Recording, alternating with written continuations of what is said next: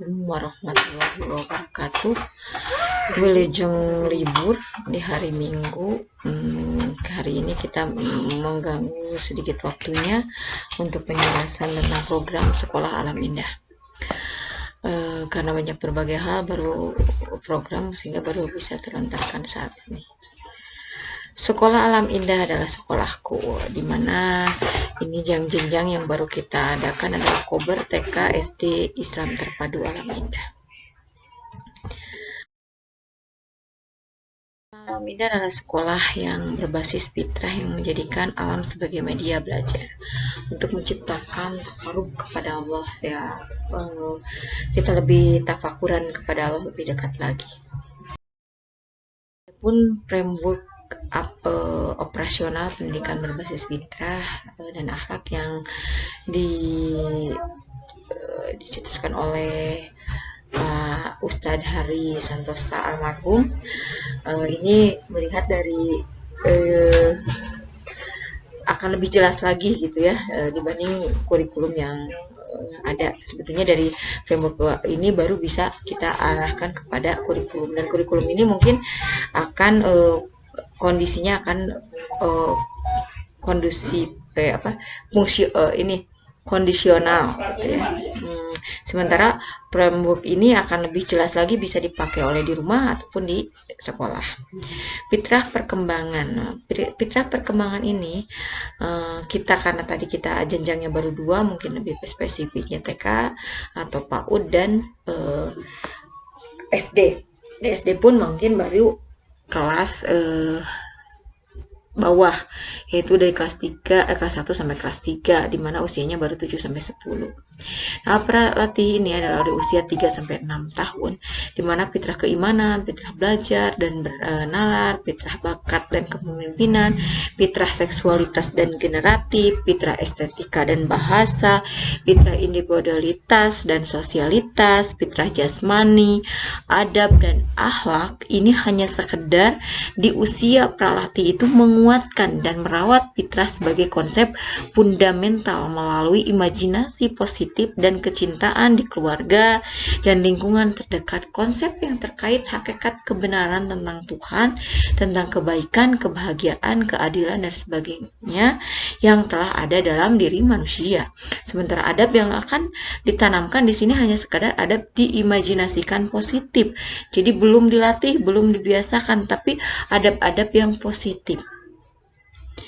Kemudian di pre-akil balik di usia 7 sampai 10 tahun adalah targetnya menumbuhkan dan menyadarkan fitrah sebagai potensi melalui interaksi dan aktivitas produktif di alam dan lingkungan yang lebih luas lagi. Nah, baru di sini adab dan akhlak mulai diperintahkan, disertakan dalam aktivitas.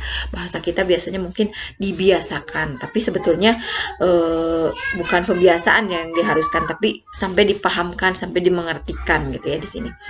Kemudian personalisasi kurikulum. Nah, ini dan portofolionya di usia TK sebetulnya dirancang kegiatan yaitu berupa jurnal kegiatan dan catatan perkembangan. Sementara di usia SD sudah dirancang kegiatan dan menjadikan proyek jurnal kegiatan, program portofolio pembelajaran. Kemudian lebih detail lagi framework ini, mungkin saya di ini untuk SD ya, yang dibahas adalah pre-akil balik awal. Usia 0 sampai 10 tahun sesungguhnya adalah masa anak-anak yang sesungguhnya. Jadi aslinya anak-anak ini di usia 0 sampai 10 tahun itu. Jadi lagi lucu-lucunya, lagi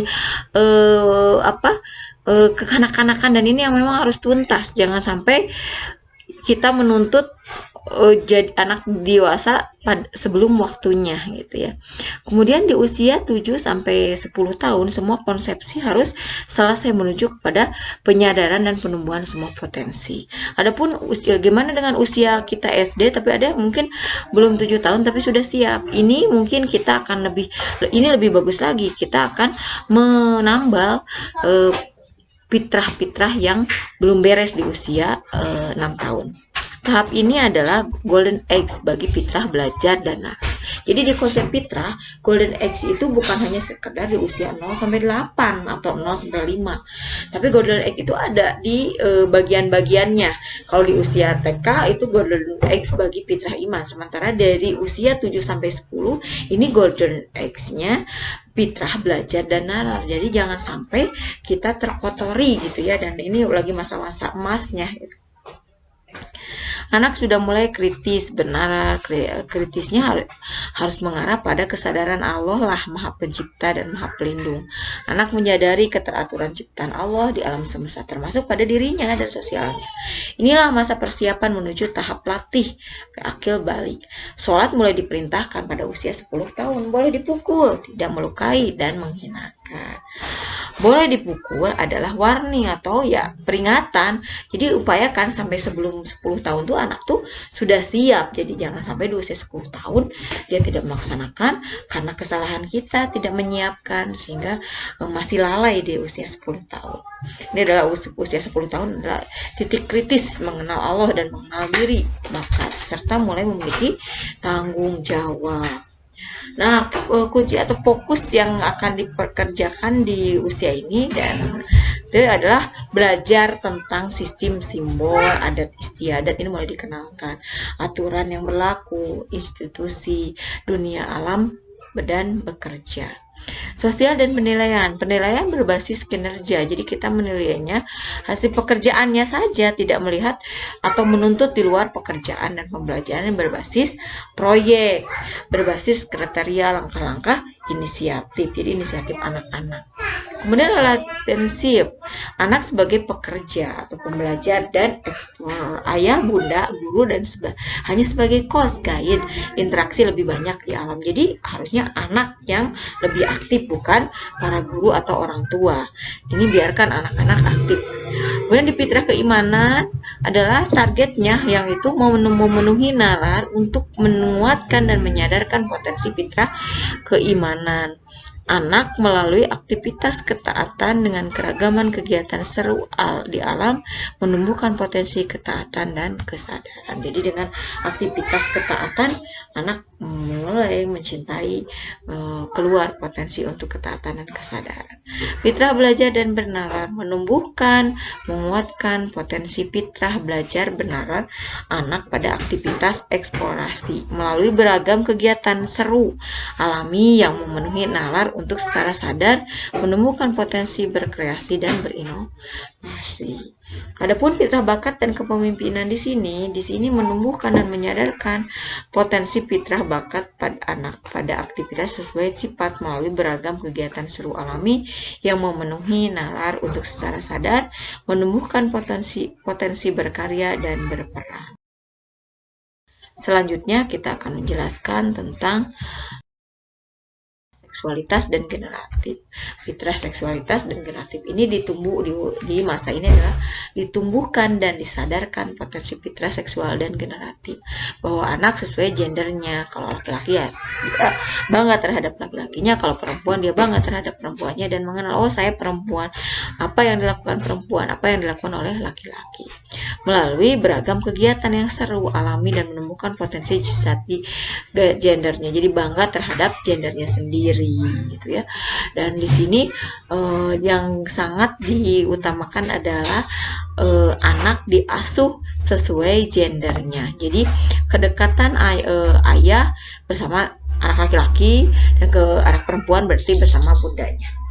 Fitrah estetika dan bahasa menumbuhkan dan menyadarkan potensi fitrah estetika dan bahasa anak pada aktivitas berbahasa dan keindahan melalui beragam kegiatan seru, alami, bernalar agar secara sadar menumbuhkan potensi perdamaian dan pelestarian. Jadi apalagi kalau bahasa Sunda mungkin di sini ada tata krama kemana ke siapa ke yang sepantaran, ke seatas, sebawah gitu ya. Kemudian bahasa yang sompan, yang bahasa yang bagus ini sudah mulai dikenalkan dan ini harus anak-anak di sejak TK pun sebetulnya sudah mengarah pada adab positif gitu ya, imajinasi positif. Begitupun di sini sehingga anak akan tumbuh perdamaian dan terjadi pelestarian gitu ya dari fitrah estetika itu akan tumbuh gitu ya. Kemudian fitrah individualitas dan sosialitas menumbuhkan dan menyadarkan potensi fitrah estetika dan bahasa anak pada aktivitas bersosial melalui beragam kegiatan seru, alami, dan menalar agar secara sadar menumbuhkan potensi self-regulation dan self-confidence.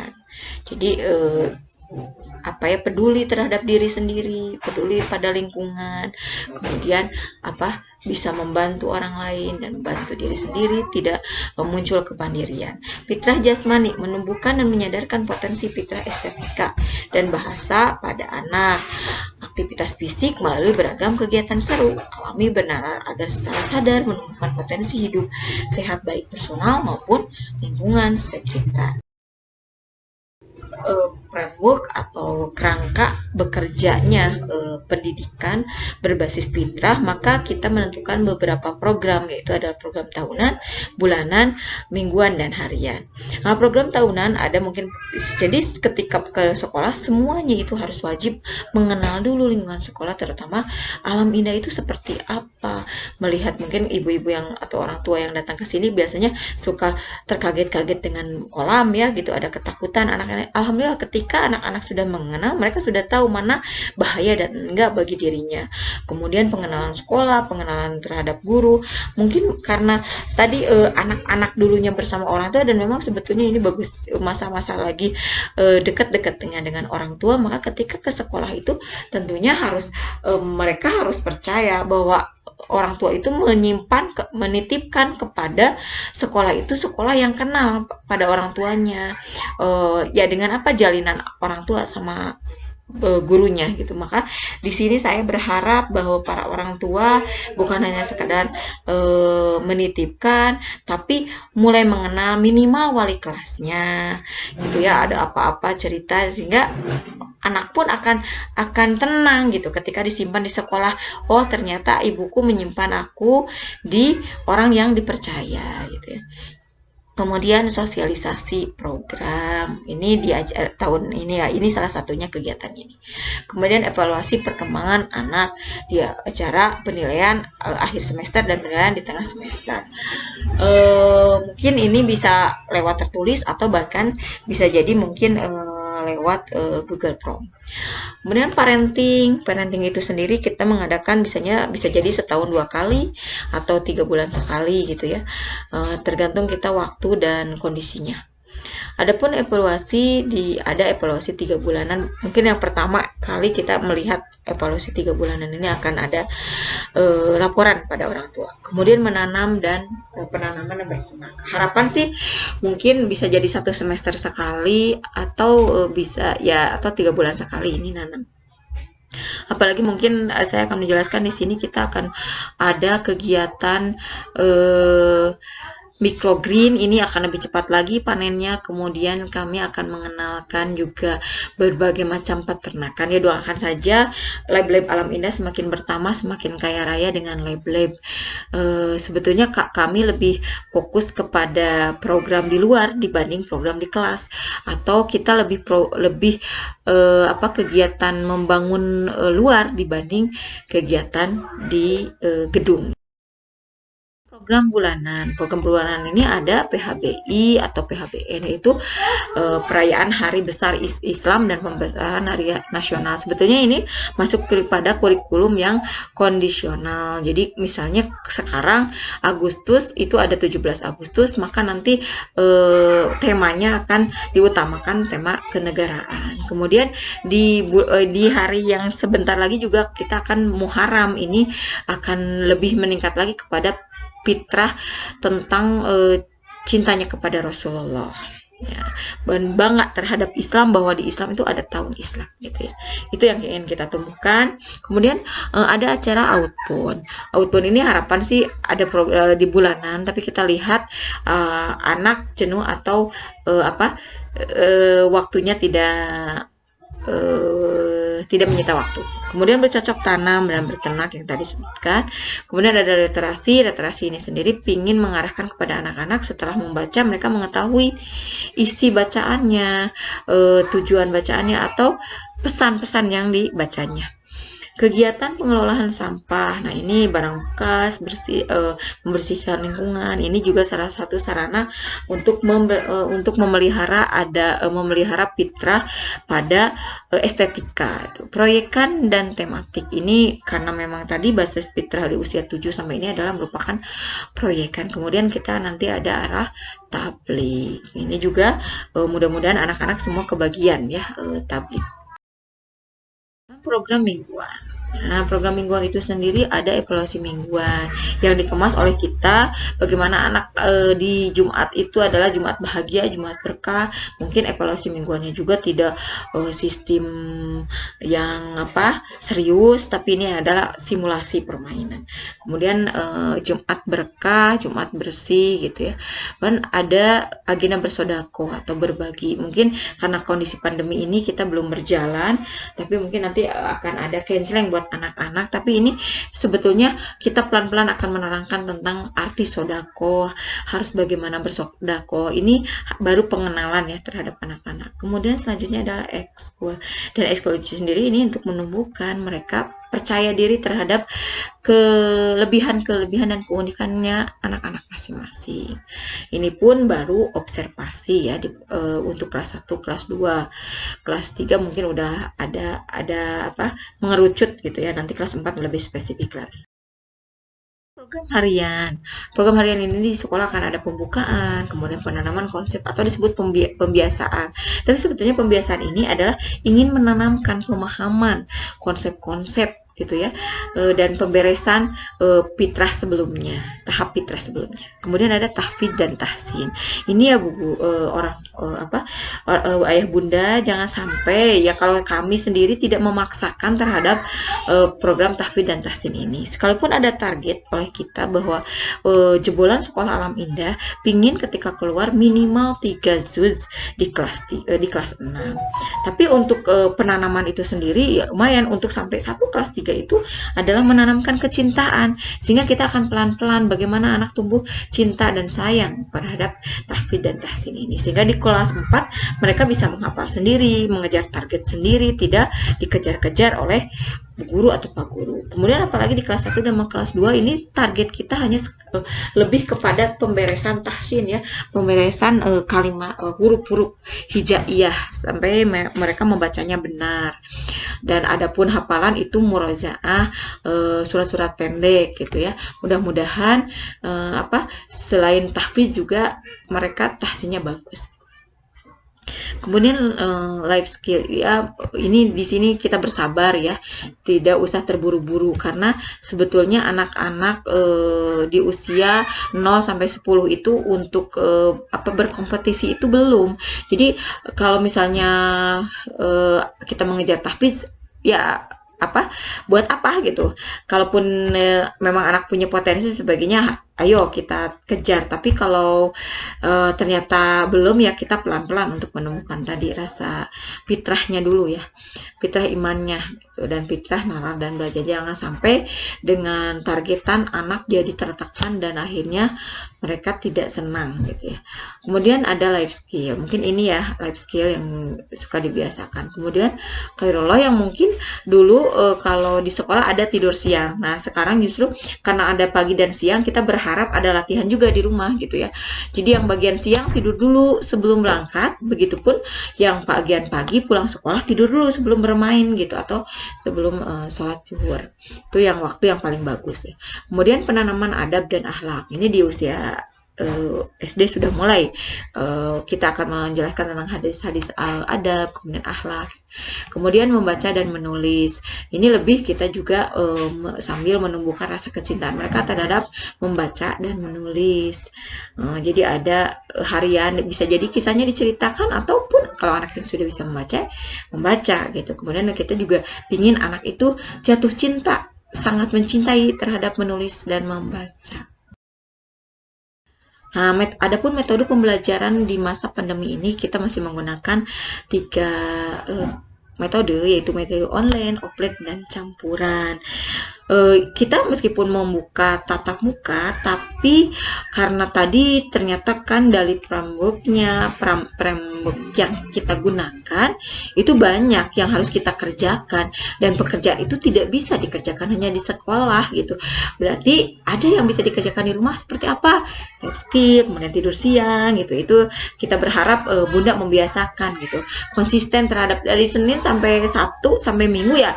Begitu kegiatan anak-anak terhadap life skillnya gitu ya, dan itu sangat dituntut gitu ya. Kemudian tidak ada penekanan karena yang kita inginkan anak tumbuh dengan kecintaannya itu ya. Kemudian ada bahasa campuran, mungkin ada kalanya Bu Guru bisa jadi hari seperti ini saya kadang bisa jadi mengadakan parenting secara offline, tapi ada juga ya saya sekarang mengadakan dengan online.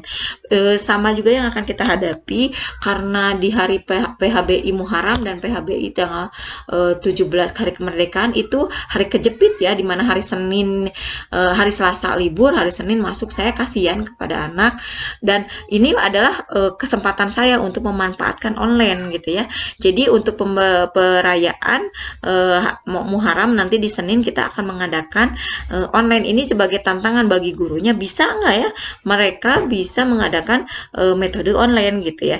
Begitupun anak bisa nggak ya nerima, jangan sampai begini sekolah Alamina itu anak-anak jadi kaku, anak-anak jadi terbelakang, apa itu online gitu, apa itu Zoom itu. Saya nggak mau juga ya. Justru kita akan mengejar tentang hal-hal yang sedang zaman sekarang lagi tren gitu ya. Doakan saja semoga guru-gurunya semakin skillnya semakin terlatih ya dengan kegiatan online ini. Ini hanya Senin saja, nanti di Rabu kita offline lagi, hari besarnya offline lagi. Perayaan hari besar Islam dan kemerdekaannya akan offline lagi. Nanti di Senin menuju tanggal 17 kita online lagi. Itu nanti di 18 kita normal kembali. Nah, itu mungkin ya paparan dari program kegiatan setahun ini. Mudah-mudahan kita bisa kerjasama ya Bunda dan Ayah. Harapan sekolah itu yang paling besar adalah adanya kerjasama. Yang program yang kita inikan ada kerjasama yang baik. Jangan sungkan-sungkan, jangan enggan-enggan untuk senantiasa konsultasi, ke pintu kita terbuka. Sangat senang ketika ada orang tua yang menceritakan tentang kondisi anaknya, kemudian mengkonsultasikan, itu lebih nyaman bagi kami. Kemudian yuk kita konsisten serta butuh kesabaran tentunya untuk menumbuhkan fitrah ini, dan butuh kejujuran juga sehingga tidak hanya sekedar di sekolah anak kita baik, tapi di rumah pun sama. Jadi kalau misalnya ternyata memang belum pembiasaannya itu belum bisa ceritakan gitu, karena kita pun bukan hanya sekedar anak kita bukan pengen dinilai baik saja di hadapan guru. Nilai mah itu mah seberapa ya Bu. Kemudian yaitu yang paling kita inginkan. Kemudian sama-sama memiliki yang misi dan visi yang sama untuk menghantarkan anak-anak kita pada fitrahnya, untuk terbentuknya generasi kembali kepada fitrahnya. Insya Allah dunia ini akan aman, damai, sentosa ketika fitrah anak-anak kita beres. Kemudian saya berharap di sini saya juga sama ketika saya mau memaparkan tentang fitrah ini sedang memproses diri ya Bunda, Ayah gitu, karena ternyata mendidik anak dengan base fitrah ini bukan pada anak-anak, tapi harus kita sendiri, kita juga yang harus dibereskan gitu ya. Sebagai pendidik ya mudah-mudahan harapan kita bisa selamat, sama-sama anak kita selamat, kita pun selamat dunia dan akhirat. Sekian pemaparan dari saya. Mohon maaf bila ada kekurangan. Boleh untuk diskusi dilanjut oleh di WA. Sekian, terima kasih atas waktunya. Assalamualaikum warahmatullahi wabarakatuh.